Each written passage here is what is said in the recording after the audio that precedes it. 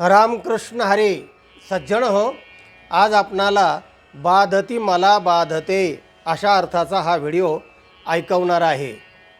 मिथिला नगरीत राहणारा गुणनिधान वेदशास्त्र संपन्न एक पंडित, तो पंडित म्हणजे की जो जनकादय, जी जनकाची नगरी मिथिला नगरी, त्या मिथिला नगरीमध्ये सतत वेदशास्त्र संपन्न विद्वानांच्या सभा होत असायच्या आणि त्या सभेमध्ये वादविवाद होत असायच्या, चर्चा व्हायच्या, स्पर्धा व्हायच्या आणि त्याच्यामध्ये सगळे पंडित भाग घ्यायचे आणि त्या तालमीत वाढलेला हा पंडित मिथिला नगरीमधला गुणनिधान, निधान म्हणजे गुणाचा साठा।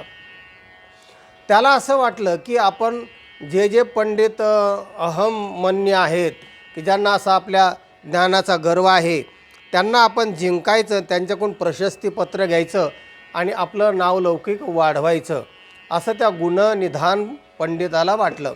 आणि मग तो आपला लवाजमासह शिष्य संप्रदायासह बरोबर घेऊन आणि निघाला। जिथे एखाद्या गावामध्ये नगरीमध्ये कोणी गाजला असेल तर त्यांना जाऊन भेटायचं आणि त्यांना आव्हान द्यायचं, म्हणजे चॅलेंज द्यायचं आणि त्यांना सभेमध्ये जिंकायचं, प्रशस्तीपत्र घ्यायचं आणि पुढे जायचं। असं तो जिंकत निघाला।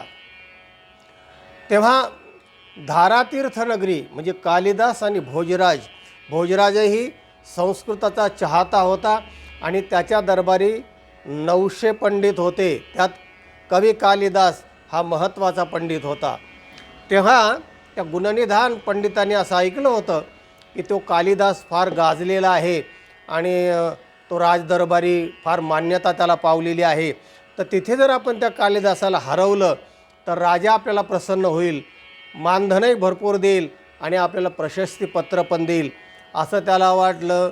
आणि मग तो त्या राजाला माणसं पाठवून, म्हणजे त्याचे शिष्य पाठवून त्या राजाचा वेळ घेतला आणि सांगितलं की कालिदासाशी आम्ही संवाद, चर्चा, वादविवाद करू इच्छितो, तेव्हा आम्हाला वेळ द्यावा। तारीख ठरली आणि त्याप्रमाणे 2-4 दिवस अगोदरच त्या धारातीर्थ नगरीमध्ये हा गुणनिधान पंडित जाऊन पोहोचल्यानंतर त्या नगरीमध्ये एक प्रशस्त मंदिर होतं की जिथे वसतिगृह, साधू संत, विद्वान लोक राहण्याची त्या मंदिराच्या व्यवस्थापकांनी व्यवस्था केलेली होती।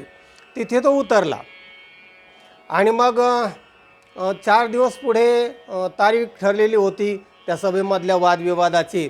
तर त्या अगोदर पाहणी करण्यासाठी की त्या नगरीतली काय परिस्थिती आहे, कोण विद्वान आहे, कालिदास कुठे आहे, त्याचे शिष्य वगैरे कोण आहेत, कसं त्याचं चालतं, कसं ज्ञान असेल, त्याचा अंदाज घेण्यासाठी तो त्या मंदिरामध्ये थांबला। काय असतं, एखादी गोष्ट जर आपल्याला जिंकायची असेल, मग ते युद्ध असो, मग ते बौद्धिक युद्ध असो का राजकीय युद्ध असो, तर अगोदर त्या ठिकाणची नीटनेटकी पाहणी करावी लागते, अंदाज घ्यावा लागतो आणि मगच आपण ती गोष्ट करावी, असं शास्त्र सांगतं। त्याप्रमाणे हा गुणनिधान पंडित त्या मंदिरामध्ये येऊन थांबला आणि मग संध्याकाळच्या वेळी 4-5 वाजता तो त्या पालखीमध्ये बसायचा आणि भोई कोणी असतील तिथे पालखी वाहणारे त्यांना हाक मारायचं, कोण आहे रे इथे भोई वगैरे, म्हणजे पालखी वाहक।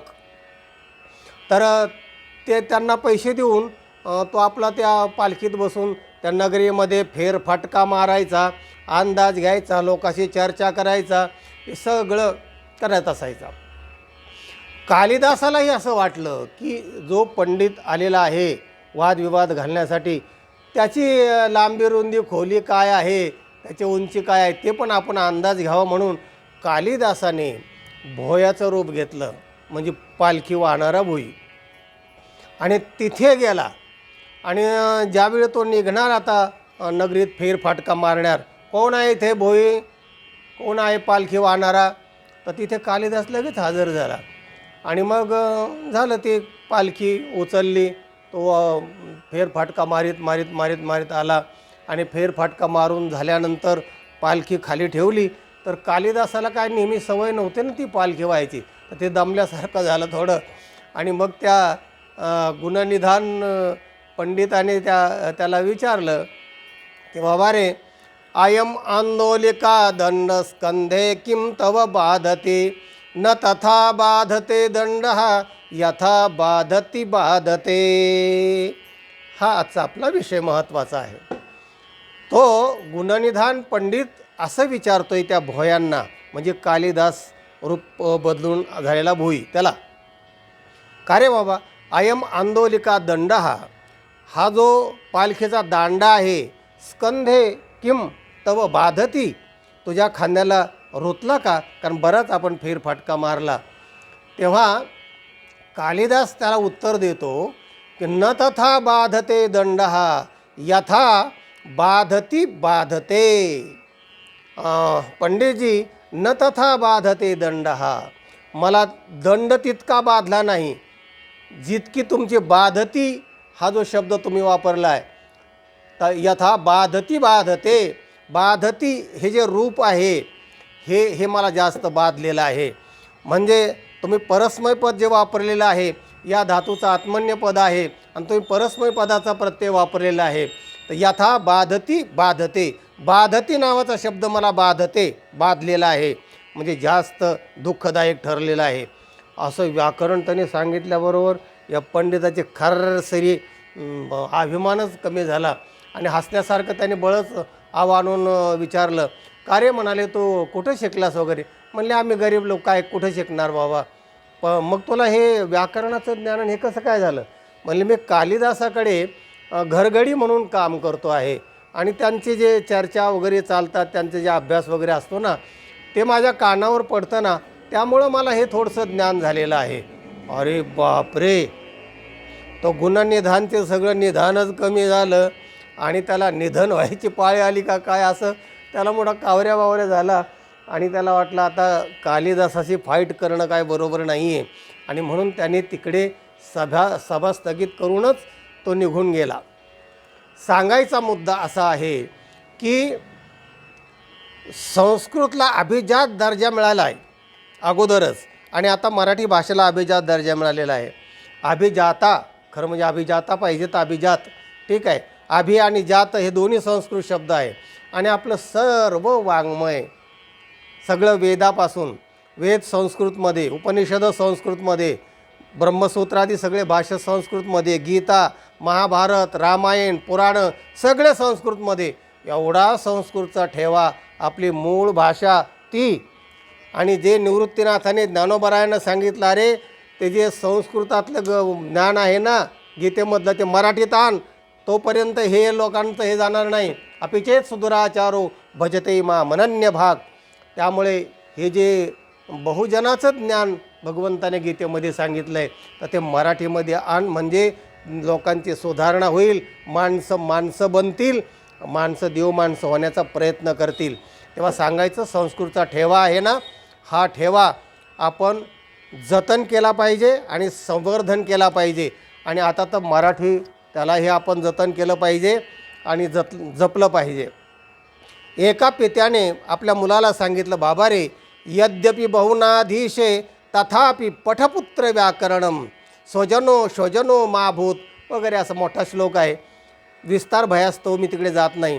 तर तो पिता मुलाला सांगतो की बाबा रे, बाकीचं काय जरी तू फार शिकला नाहीस तर हरकत नाही, पण पठपुत्र व्याकरणम, व्याकरण मात्र मुला तू नक्की शिक रे बाबा. तुला वर्णमाला माहिती पाहिजे, स्वराची वर्णमाला आहे, व्यंजन म्हणजे काय, शब्द म्हणजे काय, वाक्य म्हणजे काय, या सगळ्या गोष्टी जर तुला मूलभूत जर आल्या ना, तर मग तुझी ज्ञानाची इमारत भक्कम होईल. आणि मुळात पायात जर तुझा कच्चा असेल तर ती ढासळलेली इमारत, कच्ची इमारत असेल. तेव्हा सज्जन हो, थोडंसं संस्कृत शिकण्याचा प्रयत्न करा.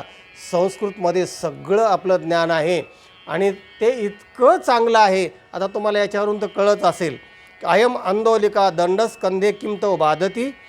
कालिदास म्हणतो, न तथा बाधते दंड यथा बाधती बाधते, मला बाधती हेच जास्त बाधलं आहे. म्हणजे थोडं जरी संस्कृतचं इकडं तिकडं ऱ्हस्व दीर्घ झालं तर ज्ञानी माणसाला ते जास्त बाधतं. म्हणजे भाषाशास्त्र शुद्ध आणि चांगलं असलं पाहिजे, हे महत्त्वाचं आहे. व्याकरणशास्त्र करण्याच्या एका ठिकाणी असं म्हटलं आहे की आम्हाला जर आर्धमात्र लाघवेन पुत्रोत्सव मन्यन्ते वैयाकरणाः, आर्धमात्रा जरी तुम्ही कमी करून तो अर्थ आम्हाला सिद्ध करून दाखवला तर आम्ही पुत्र जन्माचा उत्सव मानू, आनंद मानू. म्हणजे इतकं पक्क संस्कृतमध्ये ते बांधलेलं आहे. तर थोडा प्रयत्न करा आणि आपली संस्कृत जी भाषा आहे ना, ही मुळातली आहे. ती भाषा सगळ्या भाषांची जननी आहे. मराठी घ्या, हिंदी घ्या, इतर कुठलीही भाषा घ्या, हे सगळे संस्कृतातले शब्द, कित्येक शब्द जसे तसे आलेले आहेत. त्याच्यावर वेगळा व्हिडिओ करूया. सांगायचा मुद्दा असा की सज्जनो, हा व्हिडिओ इतरांना पाठवा, लाईक करा. ज्यांनी चॅनलला सबस्क्राईब केलं नाही त्यांनी जरूर चॅनलला सबस्क्राईब करा. ऐकत रहा, ज्ञान वाढवित रहा, समृद्ध करा, आनंदी रहा. रामकृष्ण हरी.